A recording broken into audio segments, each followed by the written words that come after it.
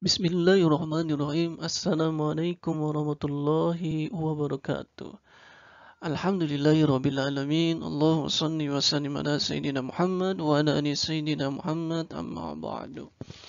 Anak sekalian yang dirahmati Allah, semoga selalu dalam keadaan sehat walafiat sehingga kita dapat melaksanakan ibadah-ibadah yang wajib maupun ibadah yang sunnah. Termasuknya adalah kita sama-sama mengkaji, mempelajari tentang pembelajaran pendidikan agama Islam dan Bukti, yakni tentang aspek akidah, di mana aspek akidah ini kita akan fokus tentang menganalisis makna iman kepada Rasul-Rasul Allah Subhanahu wa Ta'ala.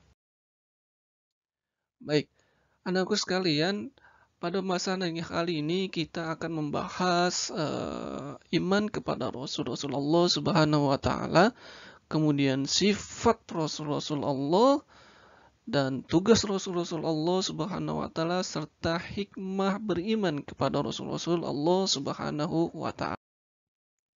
Yang pertama yang kita bahas adalah iman kepada Rasul-Rasul Allah Subhanahu wa Ta'ala.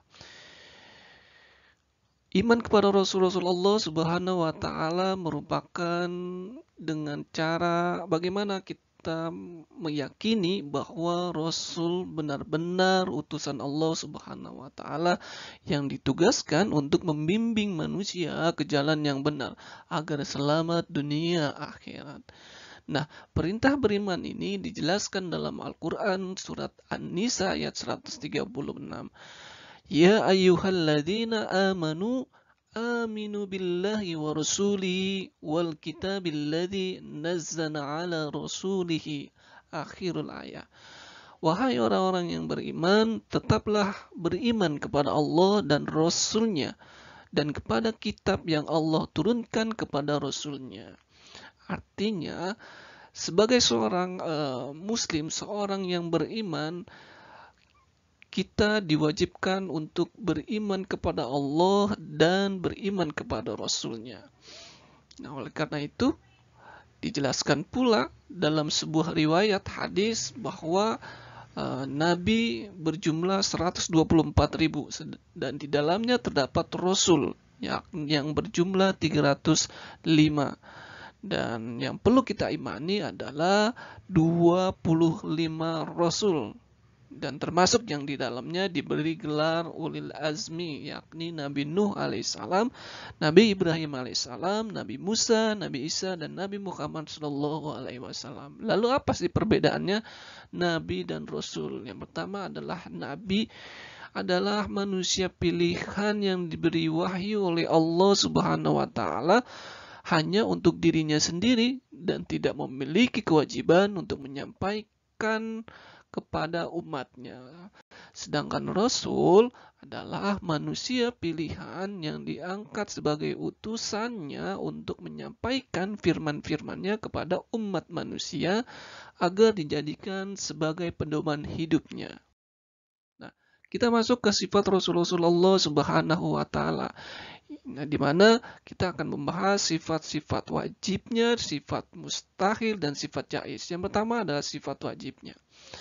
Sifat wajib sini ada 4. Yang pertama adalah sidik, amanah, tablik, dan fatonah. Apa itu sidik? Sidik adalah benar, bahwa dikatakan Rasul selalu perkataannya benar. Ini dijelaskan dalam Quran surat Maryam ayat 41, di mana terdapat kisah Nabi Ibrahim alaihissalam yang memiliki ayah seorang pembuat patung terbaik pada zaman itu, di mana Nabi Ibrahim menyuruh ayahnya untuk beriman kepada Allah Subhanahu wa Ta'ala, namun ayahnya menolak. Maka dari itu dijelaskan bahwa perkataan Nabi Ibrahim alaihissalam adalah benar.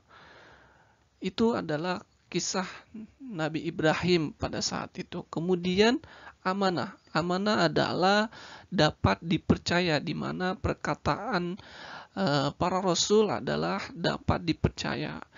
Ini sesuai dengan Quran surat Asy-Syu'ara ayat 106 dan 107.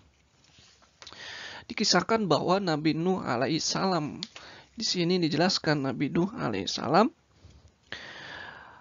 di saat kaum Nabi Nuh alaihissalam mendustakan apa yang dibawa oleh Allah Subhanahu wa taala, mendegaskan bahwa Nabi Nuh alaihissalam adalah orang yang terpercaya, orang yang amanah dalam kisah tersebut.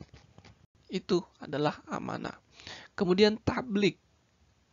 Tablik adalah menyampaikan wahyu, bahwa Rasul Allah Subhanahu wa taala ditugaskan sebagai menyampaikan wahyu, dan tidak ada satupun ayat yang disembunyikan oleh Rasul untuk tidak disampaikan oleh Rasul.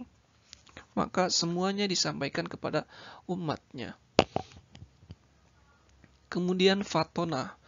Fatonah adalah merupakan kecerdasan yang sangat tinggi, di mana ketika pada saat itu Rasulullah SAW mendengar bahwa ada dua kabilah Mekah yang berselisih paham untuk sama-sama berkeinginan menaruh Hajar Aswad pada saat itu. Namun dengan kecerdasan Rasulullah SAW yang tinggi, bahwa Rasulullah SAW memberikan jalan keluar.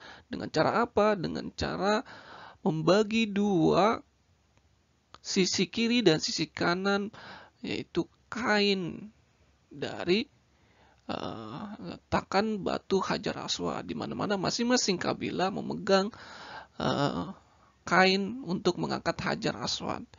Dari situlah untuk cara Rasulullah untuk menengahi perselisihan tersebut.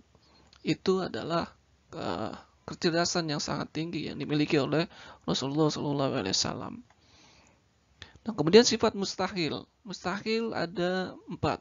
Yang pertama adalah kizib, khianah, kitman, dan balada. Tidak mungkin seorang Rasul memiliki sifat-sifat ini.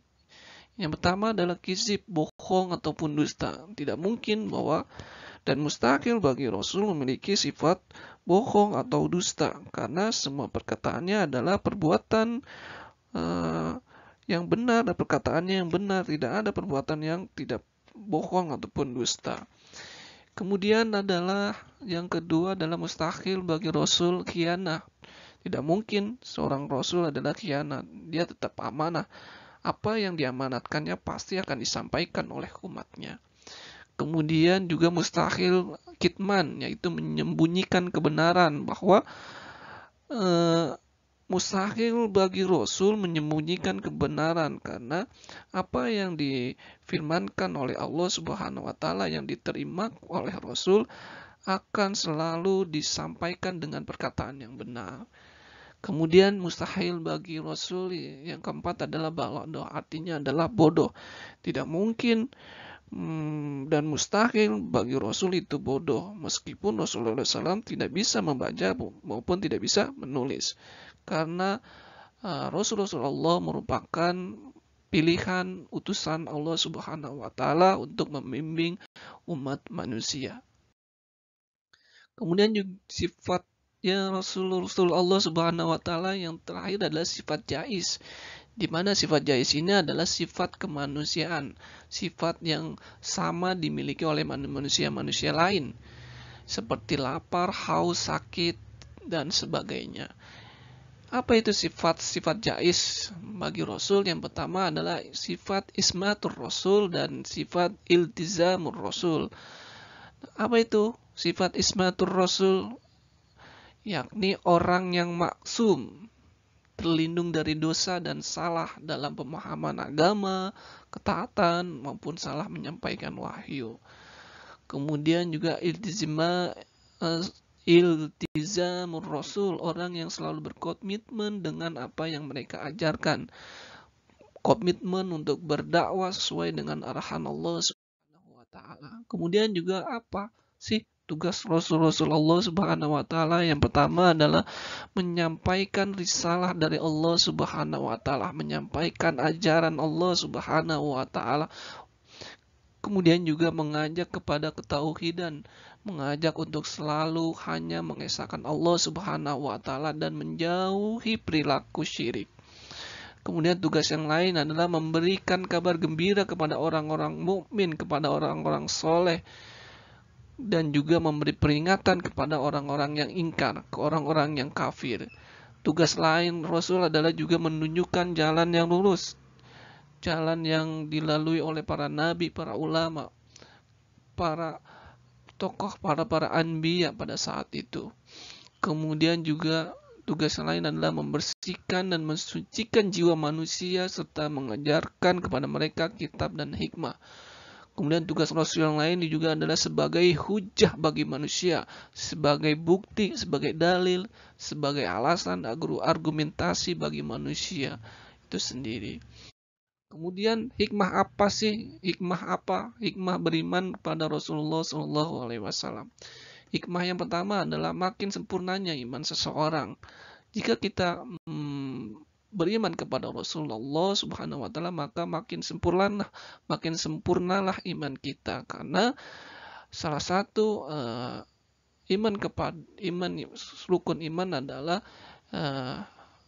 beriman kepada Rasulullah Subhanahu wa taala.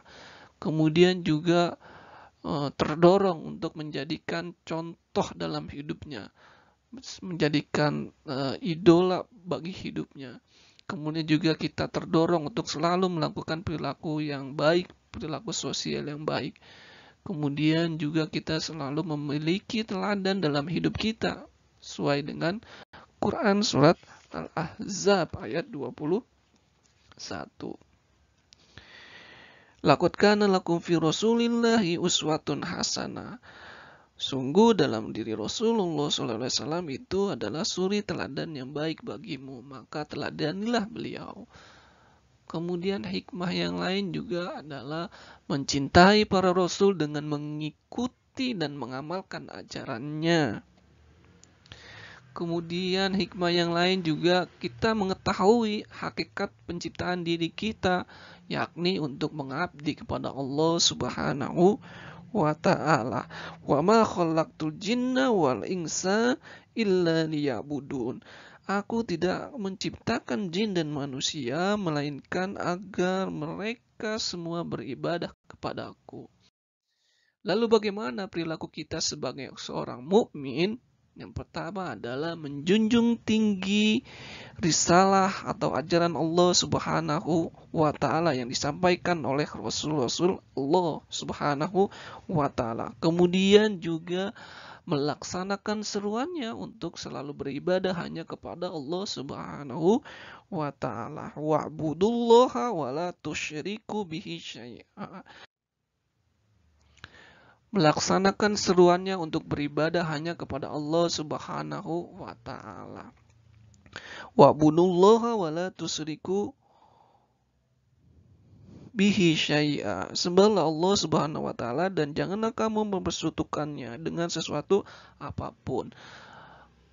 Kemudian perilaku yang lain adalah agar kita menjadi giat dan rajin bekerja mencari rezeki yang halal, dengan cara apapun dan dengan cara bagaimanapun. Yang penting rezeki yang kita upayakan adalah rezeki yang halal, tergantung sesuai dengan keahliannya dan masing-masing.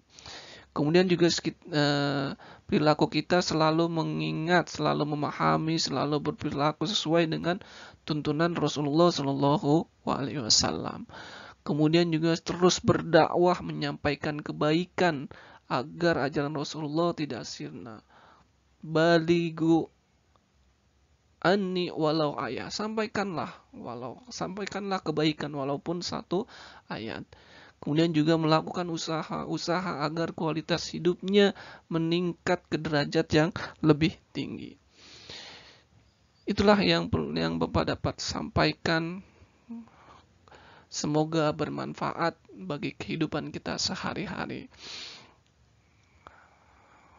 Sebelum Bapak tutup, Bapak mengucapkan terima kasih dan mohon maaf apabila ada kekurangan tersebut.